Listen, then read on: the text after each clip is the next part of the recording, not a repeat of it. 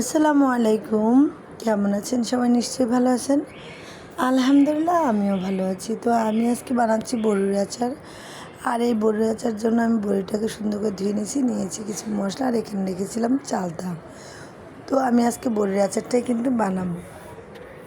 তো এর জন্য আমি এখানে নিয়েছি কিছু মশলা, এই যে। আর এখন এগুলোকে ভেজে নেব। আর এখানে আমি কিছু আদা রসুন বাটা দিয়ে দিলাম। এখানে আমি 1.5 টেবিল চামচ মতো রসুন বাটা দিয়েছি।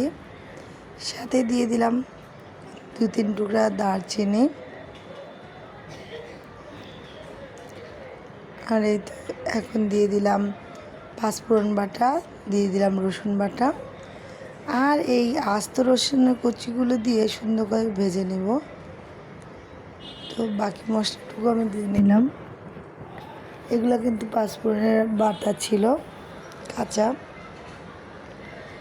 ভালো করে ভেজে মশলাটা এখন আমি ভিজিয়ে রাখা বড়িটাকে ছেঁকে দিয়ে দিলাম।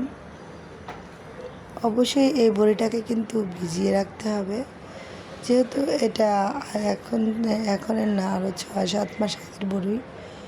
তো এই বড়ি আমি কিন্তু দিয়ে দিচ্ছি মরিচের গুঁড়ি। আর এটা যেহেতু বার্মিজ আচার হবে, এখানে মরিচের গুঁড়োটা কিন্তু দিতেই হবে। আপনারা দেখেছেন যে বার্মিজ আচারটা কেমন ঝাল টাইপের হয়।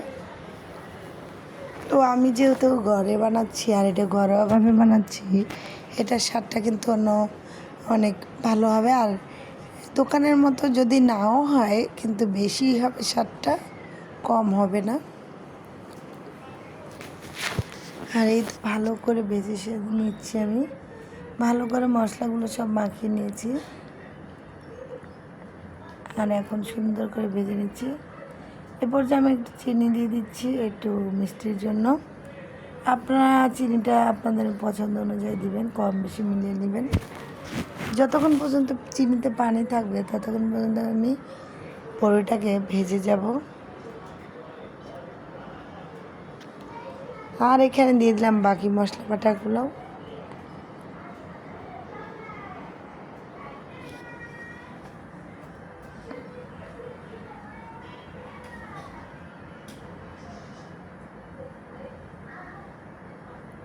এই তো ভাজা হয়ে গেল। আর এখনই আমার কিন্তু বড়ির আচারটা পুরো হয়ে গেছে। আর এখন আমি দিয়ে দিচ্ছি চিনিটা মনে হচ্ছিল কম হবে, তো আমি আর একটু চিনি অ্যাড করলাম। আর আপনাদের পছন্দ অনুযায়ী আপনার চিনিটা খাবেন। এই তো আমার আচারটা কিন্তু হয়ে গেছে, কি সুন্দর দেখুন। এখন কিন্তু পুরোই পানি চলে গেছে, এখানে কোনো আর পানি নেই। সুন্দর একটা কালার চলে আসছে। আর এই পর্যায়ে কিন্তু আচারটা আমার হয়ে গেছে। এখন বাকি যে শুকনো উপকরণ ভেজে নিয়েছিলাম সেগুলো গুঁড়ো করে দিয়ে দিচ্ছি। এখানে ছিল পাঁচফোড়ন বাটা, ছিল শুকনো মরিচের গুঁড়ো, ভাজা শুকনো মরিচ। আর এই গুঁড়ো মরিচগুলো অবশ্যই দিতে হবে। আর এখানে কিন্তু পাঁচফোড়নের গুঁড়োটাও ছিল। খুব সুন্দর করে আমি কিন্তু মশলাগুলো দিয়ে এখন মাখিয়ে নিচ্ছি। আর এখানে খুব সুন্দর একটা গ্রান বেরোচ্ছে। আর এর সাথে কিন্তু বিট লবণও ছিল। তো এই দেখুন কি সুন্দর লাগছে না মশলাটা। মনে হচ্ছে যে মানে সবগুলা খেয়ে নেই। তো বাজার থেকে সব আসলে এভাবে করে আচার বানালে খুবই খেতে ভালো লাগে। আর এভাবে বড়ির আচারটা বানালে তো কথাই নাই। আমার রেসিপি ফলো করে বানালে অবশ্যই ভালো লাগে। আমার কাছে বড়ির আচার বার্মিজটাই ভালো লাগে, তাই আমি বার্মিজ আচারটাই বানিয়ে নিয়েছি। তো আপনারা সবাই চেষ্টা করবেন আমার মতো বানিয়ে খাওয়ার জন্য, অবশ্যই ট্রাই করবেন। তো আমার রান্না ভালো লাগলে অবশ্যই আপনারা আমার চ্যানেলটাকে সাবস্ক্রাইব করে দিবেন। আর এখন আমি দেখতেছি আমার পাশেই থাকবেন। আপনাদের ভালোবাসা পেলে সামনে আগামী দিনগুলোতে আরও ভালো ভালো কাজ করবো। তো এই তো আমার আচার কিন্তু হয়ে গেছে। আমি এখন আচারটাকে বয়মজাত করে রাখবো। তো এইভাবে করে আপনি আচারটা কিন্তু 6 মাস 1 বছর খাবেন, কিছুই হবে না। আচারটা খুব সুন্দর ভালো থাকবে। কিন্তু এখানে কিন্তু আমি এখন এটাকে 3 চামচ মতো ভিনেগার ইউজ করেছিলাম। আমি যেহেতু অনেকগুলো বানিয়েছি, তো দিয়ে দিবেন। ভিনেগার দিলে আচার কিন্তু থাকে দীর্ঘদিন, আমি এটা নষ্ট হবে না। ফ্রিজে রাখার কোনো দরকার নেই, এই আচারটা এভাবেই থাকবে অনেকদিন। খেতে মাঝে মাঝে রোদ দেখে অবশ্যই রোদ্রে দিয়ে ফ্রিজে দিবেন, আমি আচারের না, ফ্লেভারটা এভাবেই কিন্তু খুব ভালো থাকবে তাহলে। তারপরে আপনারা তো যদি সবাই চান ভালো এটা থাকেন। নরমাল ফ্রিজে রেখে খেতে পারবেন। প্লাস আমাদের যখন ভাত খেতে সেক্ষেত্রেও কোনো রিস্ক থাকবে না, যেহেতু এটার ভিতরে ভিনেগার আছে এটা কিন্তু নষ্ট হওয়ার চান্স নেই।